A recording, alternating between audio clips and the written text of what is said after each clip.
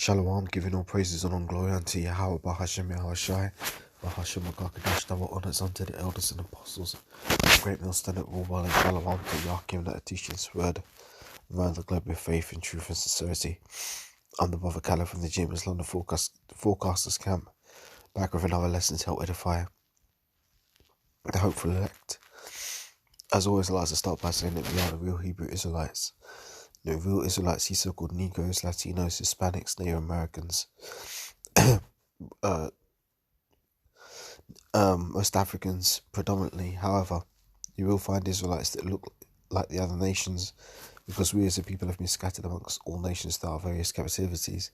But if your sea line by your forefathers goes back to the man in the Bible that was named Israel, then you too are an Israelite, no matter what you may look like, because the book of Numbers, chapter 1 and verse 18, tells us that your nationality is determined by the lineage of your forefathers.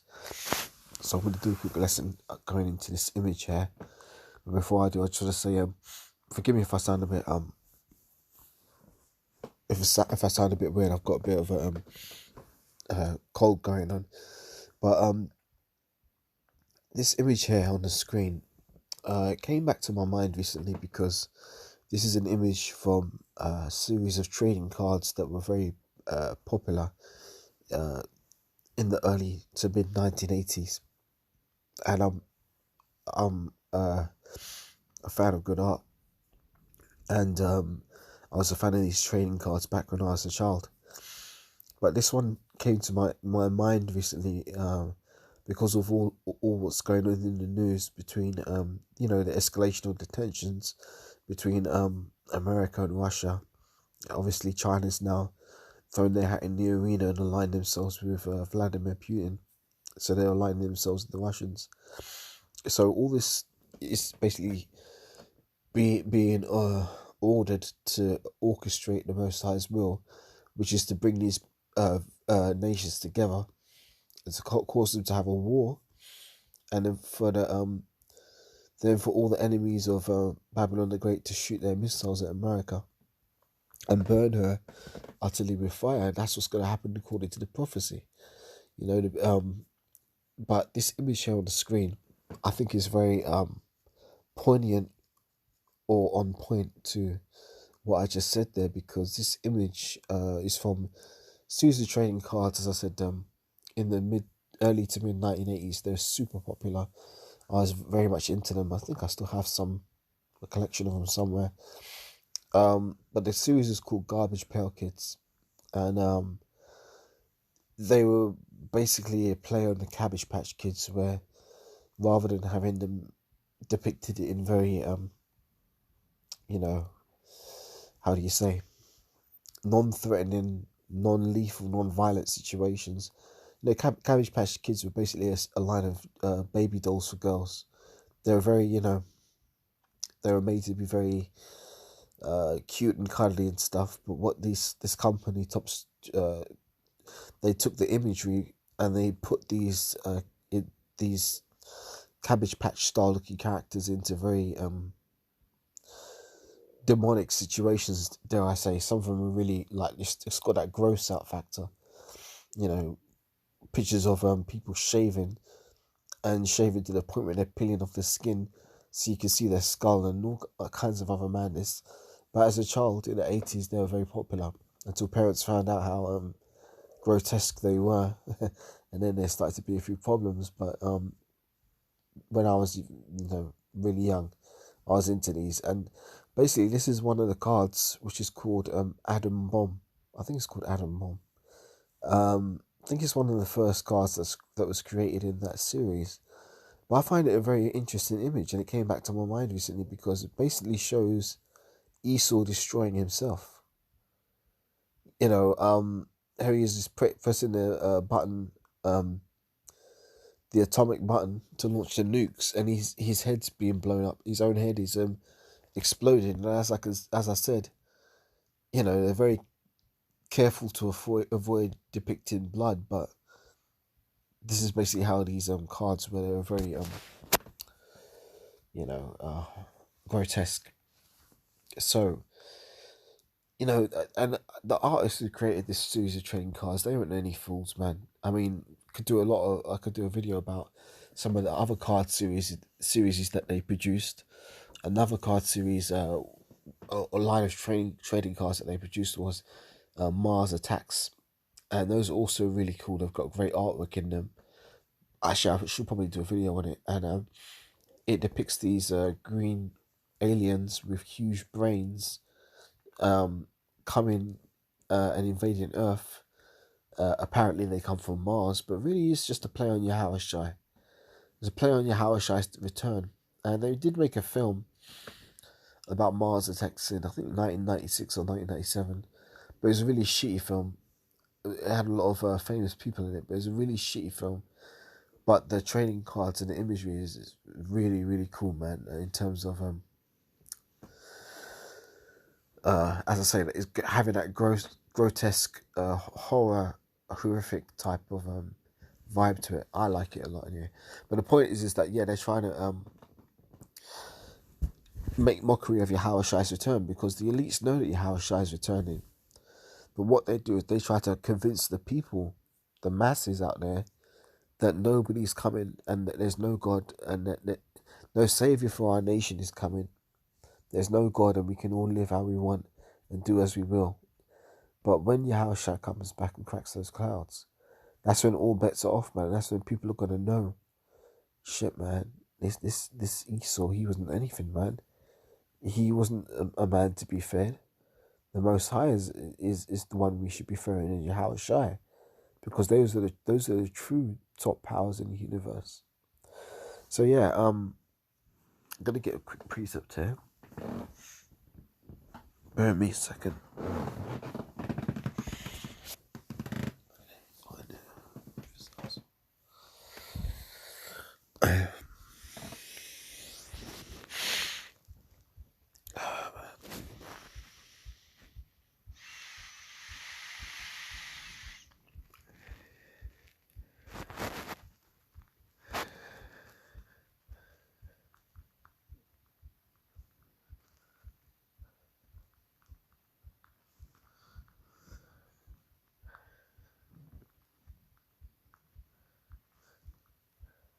Yeah, this is Matthew 12 verse 26, because this is basically Esau destroying himself, and the point is that those Russians, those are Edomites, and those the rulers of Babylon the Great, those also are Edomites. So basically Esau's thinking that he can collapse his own system by bringing about this financial collapse, which will lead to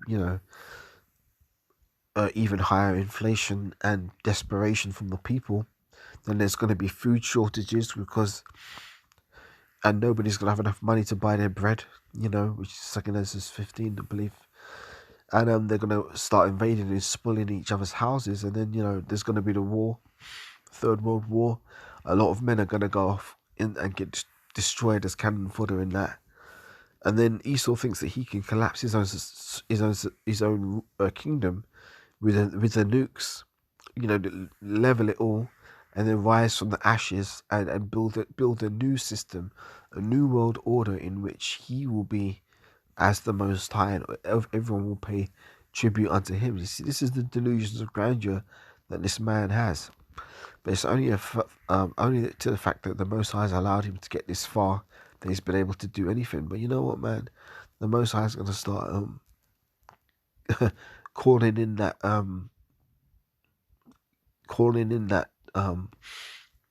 the payment. How do you say it?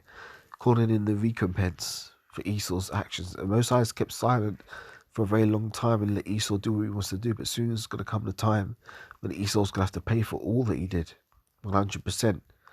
Not even to the He's going to pay for it all. Let me get another piece of, hang on. Just get this one on the screen here.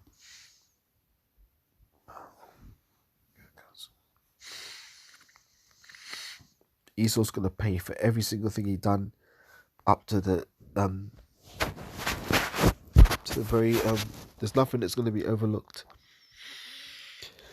Hold on, get it. First precept I want to bring up though before I get that other one is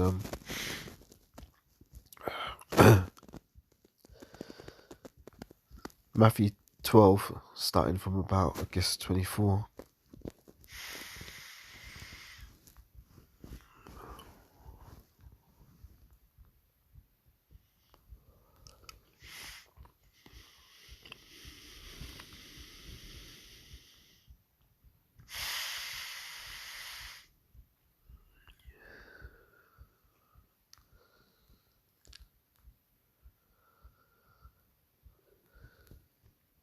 Yeah, this is Matthew 12, verse 25, and it says, And Yahushua knew their thoughts, and said unto them, Every kingdom divided against itself is brought to desolation, and every city or house divided against itself shall not stand. And that's what you're seeing depicted in this image. Let me read that on the screen so people can see it.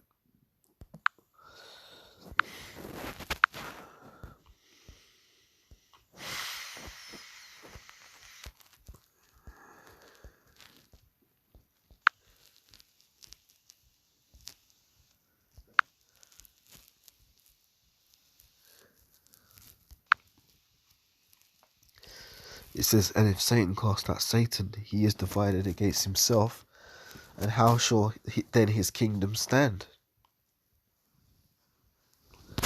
Read it from 25 again. And Yahushua knew their thoughts, and said unto them, Every kingdom divided against itself is brought to desolation, and every city or house divided against itself shall not stand. And if Satan cast out Satan, he is divided against himself. How then shall his kingdom stand? Back to the image.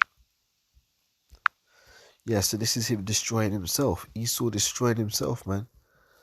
And it's hilarious when you really think about it. What other precept did I want to get? Utmost farthing. Yeah.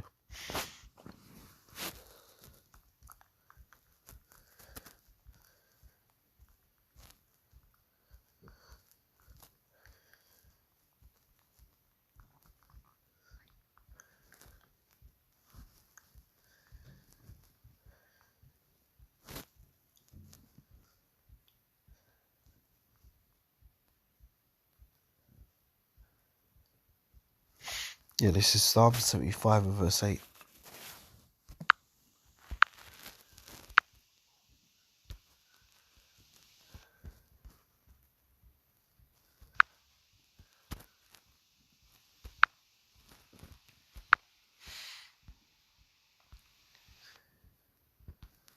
Yeah, here we go. This is it.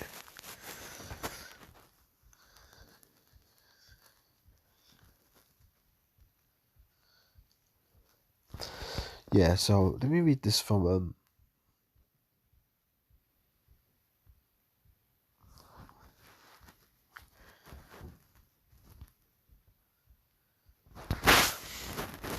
start from verse 4. Psalm 75 verse 4. And I said unto the fools, Deal not foolishly, and to the wicked lift not up the horn. For promotion cometh neither from the east, nor from the west, nor from the south, but the Most High is the judge. He putteth down one, and setteth up another. For in the hand of Yahweh there is a cup, and the wine is red, and it is full of mixture. And he poureth out that of the same, but the dregs thereof. All the wicked of the earth shall wring them out and drink them. So yeah, Esau's gonna drink the dregs of the cup of the Most High's indignation. He's gonna swallow down 100%. He ain't gonna be able to put it away. He's gonna have to drink it because we drank of the cup. You know, that pertains to the other scripture where it says he should take the cup of trembling. If I'm roughly paraphrasing it, hang on.